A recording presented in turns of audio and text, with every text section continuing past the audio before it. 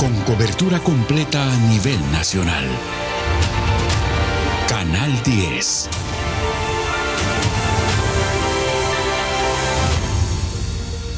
In El Salvador, Canal 10, or Channel 10, doesn't just broadcast news.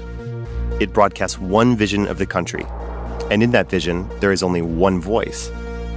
Paved streets, painted schools, grateful citizens, and Bitcoin presented as a revolution. It's a carefully constructed narrative in which the president is always at the center. I'm Roman Gressier, the editor of El Faro English, and this is our weekly podcast, Central America in Minutes. You're listening to a special extended episode, produced with our Spanish-language sister podcast, El Resumen. Today we ask, how did Bukele remake a public TV channel focused on culture into his mouthpiece, a space without dissent, without opposition, without debate? In Nicaragua, the house arrest of Daniel Ortega's brother relates more to El Salvador and Honduras than to Guatemala. In the case of Guatemala, globalism comes to die at CIPA, but in El Salvador, it's already dead. Central America in Minutes, an original podcast by El Faro English.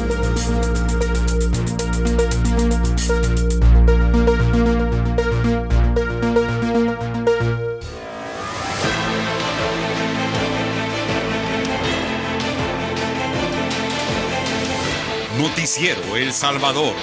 Emisión estelar desde el Foro Alfa. Between Monday, July 7th, and Friday, July 11th, El Faro monitored 15 broadcasts of the public channel's news program. The early morning broadcast between 4 and 6 a.m., the 30-minute noon edition, and the primetime slot, which runs from 7 to 9 p.m. More than 22 hours of television. Y este día se registraron varios sismos de gran magnitud en diferentes puntos de Guatemala. El primero, reportado... And we found an omnipresent president.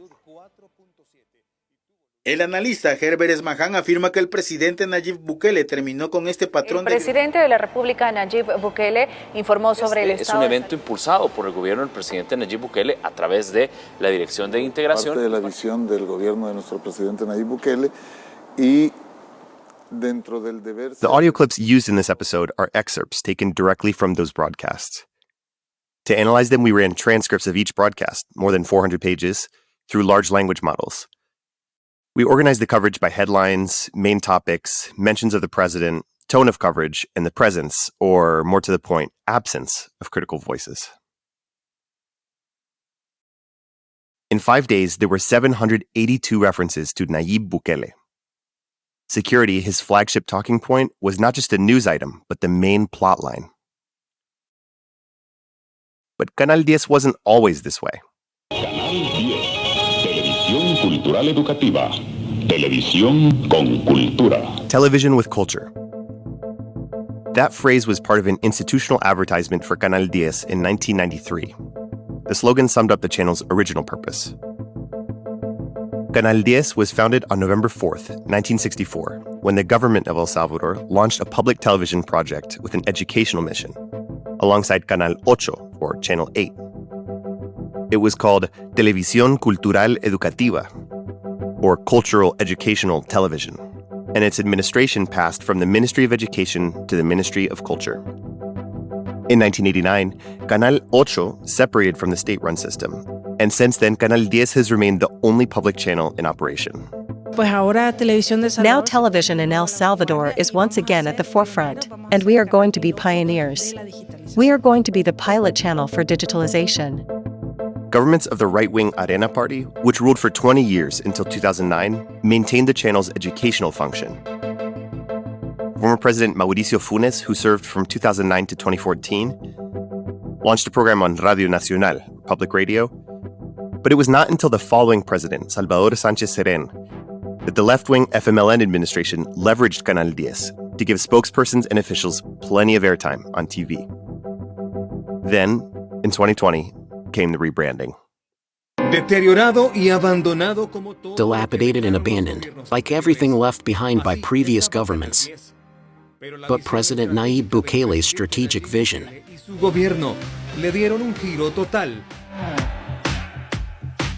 This is how the relaunch was presented on TikTok, with images of remodeling underway and new recording equipment. The change was editorial too, not just cosmetic. On September 30th, 2020, Communications Secretary Sofia Medina announced, "With the relaunch, we will have our own news program." That same day, on his Twitter account, Bukele underscored the point. The previous government also had one, but no one watched it. 5 days later, on October 5th, 2020, Noticiero El Salvador was born. A public, non-state media outlet is the new option for Salvadorans to stay informed. Today more than ever, we are changing and undergoing major transformations.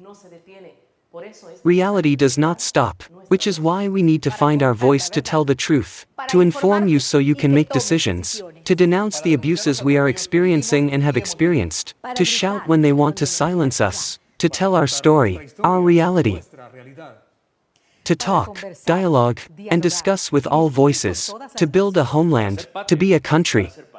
This is our voice. Stay with us. We are going to surprise you.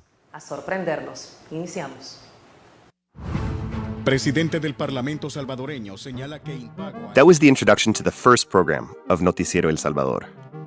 Although Bukele has become famous on social media, he is fully committed to traditional media, running his own channel and even his own newspaper. Noticiero El Salvador is currently administered by the Communications Secretariat of the Presidency of the Republic. Between 2020 and 2025, almost $16 million had been allocated to Radio Nacional and Canal 10, according to budget proposals available on the Fiscal Transparency website. And political tensions over the relaunch were almost immediate. Months later, in February 2021, the Legislative Assembly asked the Attorney General's office to investigate how Noticiero El Salvador and the state-owned newspaper Diario El Salvador were being financed, quote, as organs of disinformation, propaganda, and to instill hatred from the highest echelons of this government. During the Canal 10 broadcast that we analyzed from 1 week in July, the topic of security appeared 134 times in a single day. That's to say, 75 mentions of the state of exception, 36 of gangs, and 23 of the territorial control plan. Rising again after overcoming war and gangs. Our country has undergone a complete transformation. 950 days without homicides, thanks to strategies such as the state of exception and the territorial control plan. The fight against gangs is the main topic. Since the state of exception was declared in 2022, gangs have been dismantled in El Salvador. The reported homicide rate reached its lowest point in El Salvador's recent history. In 2024, according to official figures, there were 114 homicides recorded throughout the year. This represents a rate of 1.9 for every 100,000 inhabitants. But that's only half the story. Between 2019 and 2022, Bukele's government negotiated with the gangs, as previous governments had done. Secret agreements with gang leaders, fewer murders, and electoral support in exchange for prison benefits. For more on that topic, watch our video interview series, Charlie's Confessions, interview with a gang leader on his secret pacts with Nayib Bukele. Although Bukele did not appear live or give an interview to the channel, he was present in every broadcast. Day after day, anchors placed him at the center of their coverage, announcing each government advance as a direct action by the president. They used archival footage, compiled his social media posts, read them out, and projected images of Bukele's posts on X. In a single evening edition, on Thursday the 10th, Bukele was mentioned 168 times during a 2-hour broadcast. That is, one mention of Bukele every 43 seconds. He's omnipresent, even when the topic is not political. The word, quote, president, was repeated 558 times in stories not directly related to politics.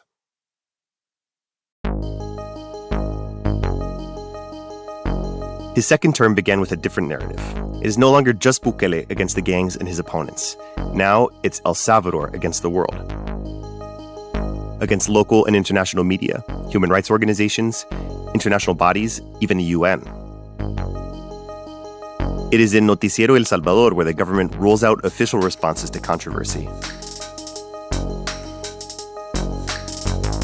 On Tuesday, July 8th, Mexico's Secretary of Public Safety, Omar Garcia Harfuch, spoke at President Claudia Sheinbaum's morning press conference.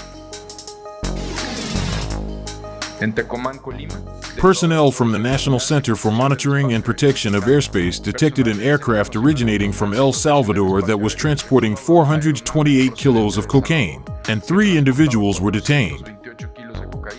The cost of the drugs totals 96 million pesos. That same night in El Salvador, the state TV station responded. The results in terms of security are also reflected in the fight against drug trafficking, since the Navy maintains operations in the Pacific Ocean to stop the transfer of drugs that are harmful to public health. Walter Morán, Noticiero El Salvador. The next day, the narrative was featured in all 3 news broadcasts. In the Wednesday midday edition, they presented a report that reinforced the idea of a victory against drug trafficking. Capture of 5 vessels on the high seas, the seizure of more than 6,200 kilos of cocaine, and the arrest of 17 foreign nationals. And they reinforced the message with even bigger figures. And by the way, President Nayib Bukele's government has dealt heavy blows to international drug trafficking. Since he took office, a total of 67.5 tons of drugs have been seized, equivalent to $1.584 billion. On Friday, July 11th, the narrative closed on a victorious note. Let's highlight what the Salvadoran president did recently. He refuted the statements made by Mexico's Secretary of National Security, who claimed in a morning press conference that a small plane from El Salvador had been seized in Mexican territory. But the president, with compelling evidence, established that this was a lie. Bitcoin, personally promoted by Bukele since 2021, is presented to the world as a symbol of Salvadoran modernization. Although most Salvadorans never used it, and the government reformed the Bitcoin law in early 2025 to make taking it as payment optional, not legally mandatory, meaning it is no longer legal tender. Gracias por continuar con nosotros. Ahora vamos a temas. President Nayib Bukele highlighted the performance of the overall Bitcoin portfolio, which shows further gains as a result of the growth in the value of the crypto asset. The strategic reserve is rapidly approaching $700 million, and the price of Bitcoin has risen to $11,900. Here's the trick with Bitcoin. When its value dips, the government glosses over the losses and says that they have not materialized because their purported holdings have not been sold. The same would also go for profits. They are only made if sold. But this is not mentioned in state news outlets. This digital currency is changing the economic landscape in El Salvador and around the world. The news program picked up on that story from Diario El Salvador, a newspaper founded by the Bukele government. No one can deny that this is the government that has invested the most in the country's history. That's Bukele at a press conference to launch the 2 schools per day program, which he described as the country's largest educational plan to fix up schools in disrepair. On Monday, they reported that schools 93 and 94 were being tended to. By Wednesday, that number had reached 100, highlighted as a milestone within the project. On Thursday, they repeated the figure, reinforcing it as a symbol of state efficiency. And on Friday, they announced that they were already working on schools 101 and 102. The figure remained on display for several days as a constant sign of progress, although it was not always accompanied by new evidence or specific stories from the field. This all runs up against the fact that, according to a verification by La Prensa Gráfica, as of July, only 4 schools have been completed out of a total of 114 centers that were targeted for renovation. Among the first 28 projects announced publicly, only 6 show progress of more than 50%. Some construction projects were even temporarily abandoned, such as the school in the Los Apoyos district of Santa Ana, where work resumed more than a year after the first day. The plan to fix 2 schools per day is a response to a broken promise. In 2022, Bukele announced that he would renovate more than 5,000 schools in 5 years. But El Faro found that in 4 years, the government had only begun work at 424 schools. In each broadcast on Noticiero El Salvador, the voice of Salvadorans serves to express one thing: gratitude. I am grateful to the President for the actions he is taking to make the community feel safe. First of all, I feel joy with God and gratitude to President Nayib Bukele, who has finally listened to our pleas. It's a reality. I feel happy for myself.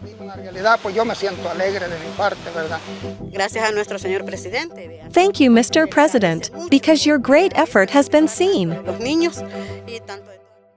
This is a list of news stories in El Salvador from July 7th to 11th that did not make it onto Noticiero El Salvador. A court allowed Atilio Montalvo, former leader of the FMLN and political prisoner, to leave the hospital to serve house arrest due to his delicate health. June ended with 22 flights carrying deportees from the United States, a record monthly number not seen in almost 3 years. In Honduras, Juan Alberto Ortiz, an official and party leader of Nuevas Ideas, was arrested with $60,000 in cash. The money was seized, but he was released on bail. What state TV does not mention also speaks volumes. In over 22 hours of programming, human rights organizations were never mentioned. The term human rights did not appear even once. NGOs were mentioned only 3 times, and in a single segment. The institutional political opposition was mentioned 13 times, and more than half of those mentions were concentrated in a single edition. For the rest of the week, it was simply erased from the discourse. That week, the voice of power was not only prioritized, those who might call it to account were rendered invisible.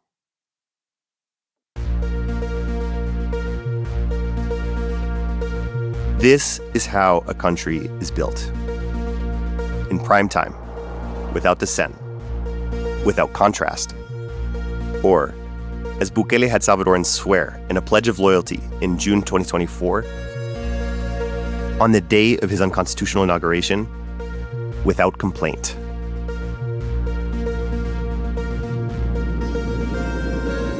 Thanks for streaming this special edition of Central American Minutes.